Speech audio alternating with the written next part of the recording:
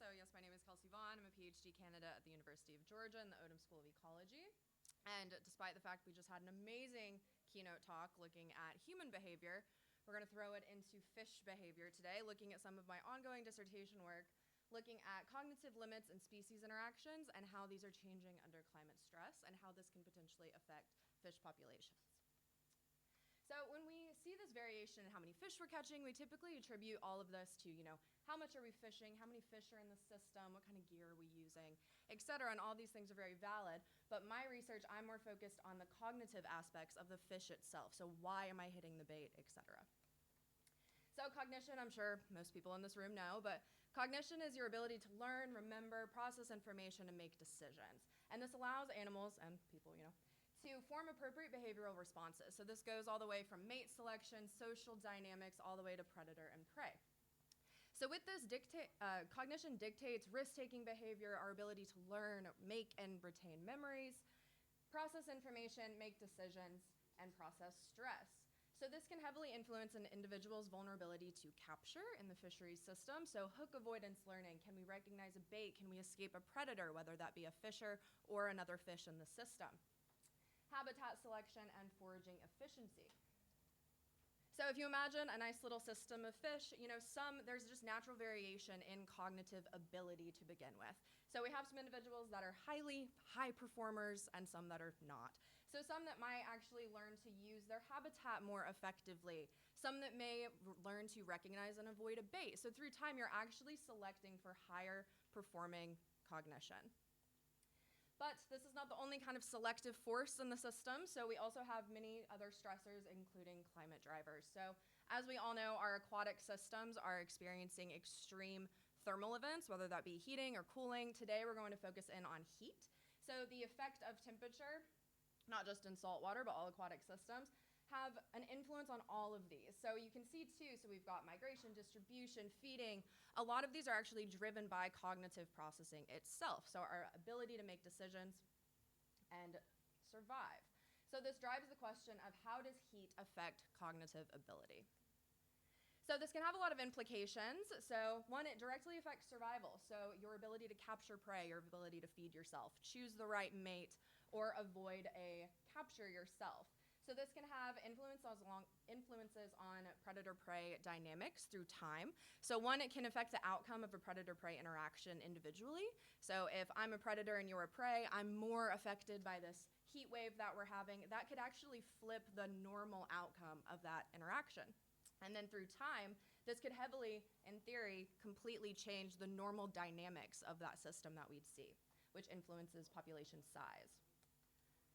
So part of my dissertation is I was trying to answer this question. So of course I went to the literature and started reading about people who are actually trying to look at how temperature affects cognitive processes, so learning and how this scales into behavior. And as one, you can see there's not very many studies to begin with at all. And then I want to draw your attention on how few actually look at this directly in fish. So as I was doing my lovely literature review, I actually stumbled across a kind of concerning, in my opinion, methodological issue or gap, which will kind of be the focus of today's talk. So one, there's no standardization on methodologies on how we're actually testing this, durations of treatment, et cetera, or metrics. And then the biggest thing is nobody validates or even considers thermal acclimation. So when I say thermal acclimation, I mean, if I heated this room up to 110 degrees, our bodies would automatically start a physiological adaptive process. We would try to establish a new baseline of behavior. We now function this way at this level at this temperature. And no study actually accounts for that. So a typical study, So that brings me to my research objective for this talk. So disentangling thermal acclimation, so changes in our behavior or decision making, from cognition itself. So a typical study. Well, if you imagine we have a group of individuals who are not thermally stressed, so we'll call this my control group, so they're at some nice ambient happy temperature, and we ask them to perform a task. This is usually like a maze or finding a food source or something like that through time. You give them repeated trials through time, so they're repeated in their ability to learn, so they're provided with the opportunity to get better through time.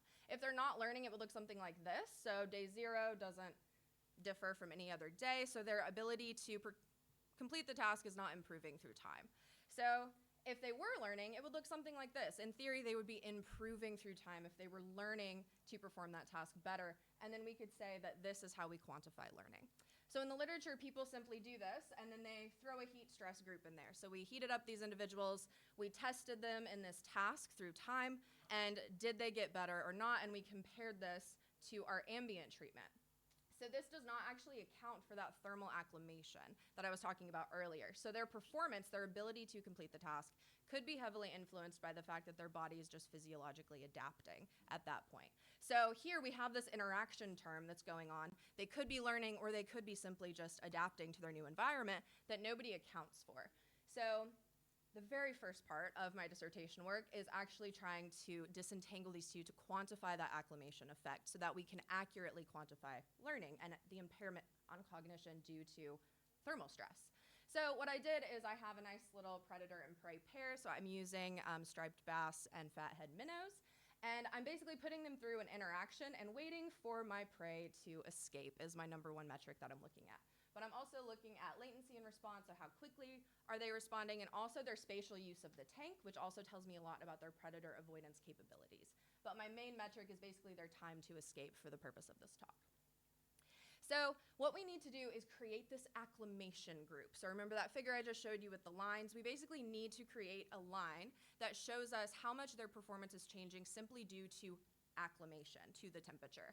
So how we do that is we test them. So we put them through this nice little trial on multiple days throughout an acclimation duration without giving them the opportunity to learn. So for example, on day 1, we would put them through the task one time.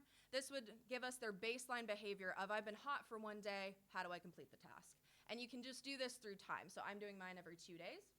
So for example, we'd have another group of fish that have been in hot water for 6 days, they've acclimated for 6 days, and then we would put them through a singular task, and this tells us a baseline performance at day 6 after being thermally stressed. So no opportunity for learning here. This is simply quantifying the change in their behavior through time depending on how long they've been exposed to the thermal treatment. This through time creates something like this. So we can throw this on our nice figure from before. So we have this acclimation line.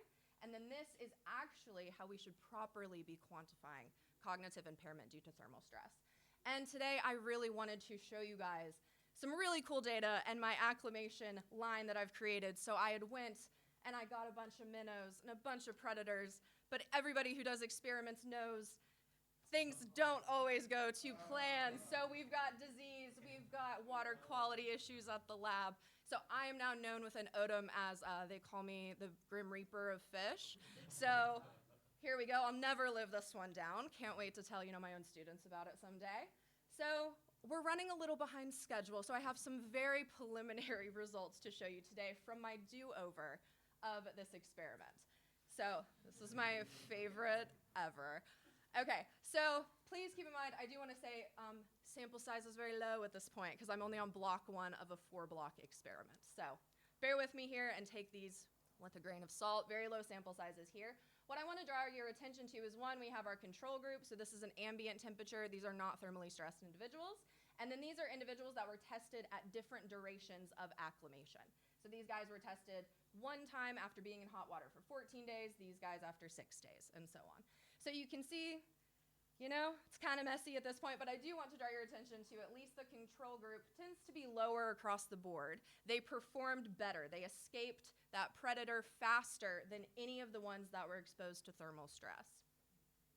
So this is proportion completed. So as you can see, some very low sample sizes here. Our control group, they were a bit easier to deal with, so my sample size is slightly larger. But you can see that for the control, the non-thermally stressed, 16 out of 17 individuals completed the task every time that they were asked to. While these individuals, you can see it varies pretty significantly, but you can see there's a lot of variation, and we have a lot of individuals that are not actually even completing the task. So they're not escaping that predator within a given time frame. Whereas the control, almost everybody escaped every single time. All right, so this is very simple. We've got a nice, fancy t-test for you here with a significant p-value of about 0.01. Just looking at the difference of mean escape time, so how long did it take that prey species to escape that predator? And you can see that the control, at least in my very low sample sizes, as of right now, is significantly lower. So they escaped a lot faster than the ones that were exposed to thermal stress. So that was experiment 1, still ongoing. There are many more that I was hoping to talk to you about today, but need live fish for that. So I hope to quantify how much thermal stress affects prey learning, predator learning, and then I want to pair these and basically see in a controlled, non-thermally stressed predator-prey pair, does the proportion of who wins that interaction. So is it the predator that wins most or the prey that wins most? When I say prey winning, I mean they escape. Predator winning, I mean they eat the prey within a given amount of time.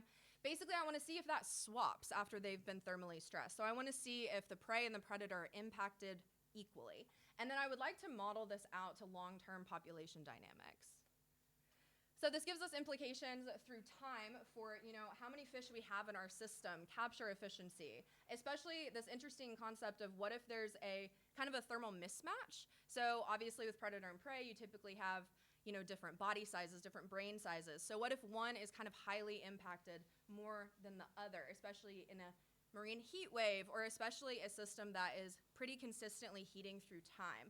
Is this going to actually impact their dynamics? And then also, it can basically impact how smart a fish is. Can it recognize your bait? Is it actually going to be catchable in your system? And this is also selecting for not only cognitively superior individuals, but now also thermally tolerant individuals. So there's another selective force now in our system. And with that, I would like to say thank you for everybody at the Odom School, all the fish that died so I could do this experiment. And with that, I will take any questions.